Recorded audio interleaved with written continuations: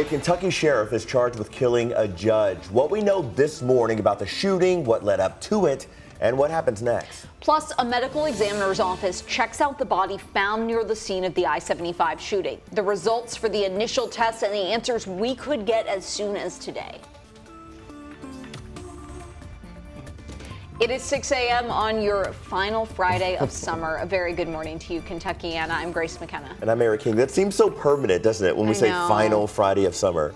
It really does, but Sam, I think a lot of people are probably looking forward to it, though summer temperatures are not done with us just yet. No, not quite yet, guys. We're actually still continuing to see the countdown of how many days we've seen of 90-degree days, and now we've seen 57 days as of yesterday. I gotta sneeze. Hold on a sec. Actually, no, the sneeze is not coming. Here's actually a live look at downtown Louisville, and we're staying pretty quiet right now on the map, and temperatures in the city are sitting in the lower 70s right now towards the airport and near downtown. Bowman Field at 65 degrees, and we're going to be on our way today to 93 degrees, so hang on to more summer heat before we do notice the return of fall into the end of the weekend, heading into much of next week. In fact, speaking of the end of the weekend, fall officially begins at 8:44 in the morning on Sunday.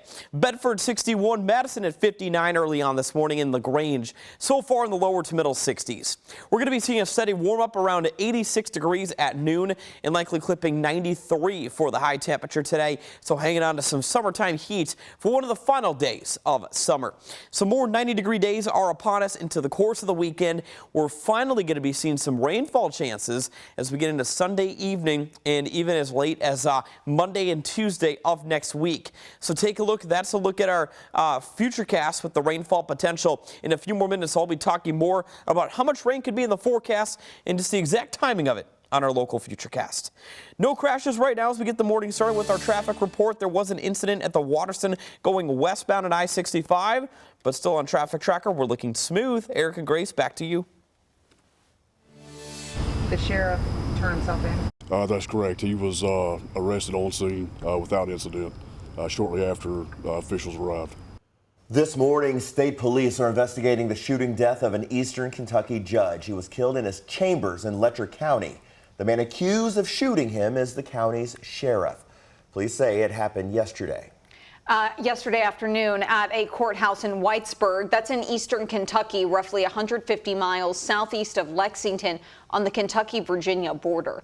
According to state police, District Judge Kevin Mullins and Letcher County Sheriff Mickey Steins got into some sort of argument before Steins fatally shot Mullins. Troopers say Mullins was shot multiple times. Steins was arrested at the scene. State police say the shooting has hit those who live in the small town hard. Anytime a situation like this takes place, especially in a small town, it shakes the very foundation of what the town is, and this is no different. We're just hoping that it's a bad situation, that we can resolve it as quickly as possible and start that process forward. KSP could not confirm what Mullins and Steins were arguing about before the shooting. The department says it'll take over the investigation. Mullins had served as a district judge in Letcher County since 2009. Staying in the eastern part of the state, we've got an update on that body found in Laurel County, believed to be the alleged I-75 shooter, Joseph Couch. The medical examiner's office says it is the first test to identify the person, and it came back inconclusive. However, it was able to confirm the person died from a self-inflicted gunshot wound. The body was found Wednesday close to the interstate exit where the shootings happened. Kentucky State Police believe it is Couch due to where it was found and the weapon and some of the other items found around it. People in Laurel County tell us they are relieved that the manhunt is closed or ended and they can return to life as normal.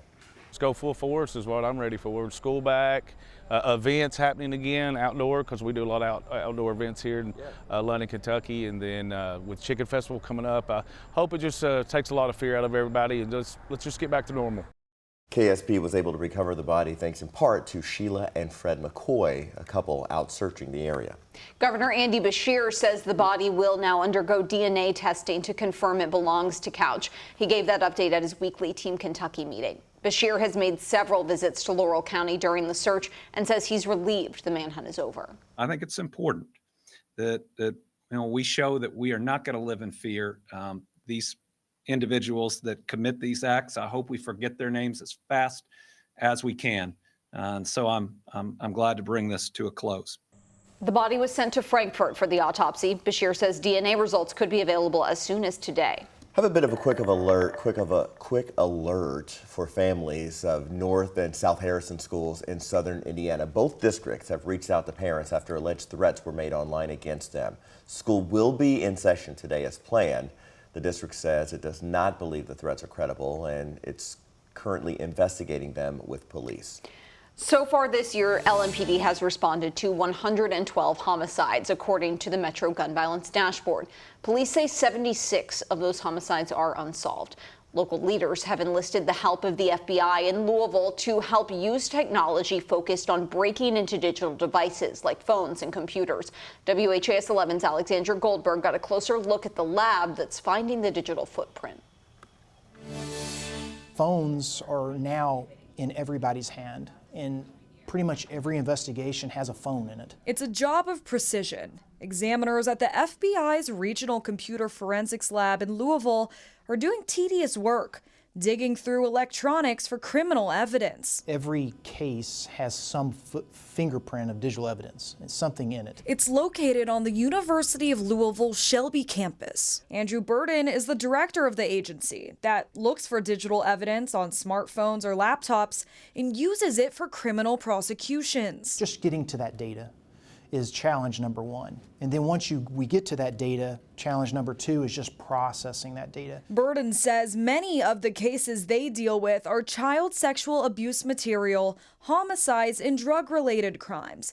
He says under search warrants, they get over 400 phones a year for processing. And they're able to tell a story on who was behind the keyboard and help provide that picture to the court. Louisville Metro Police is one of the many agencies they partner with. Digital evidence is the way of the future.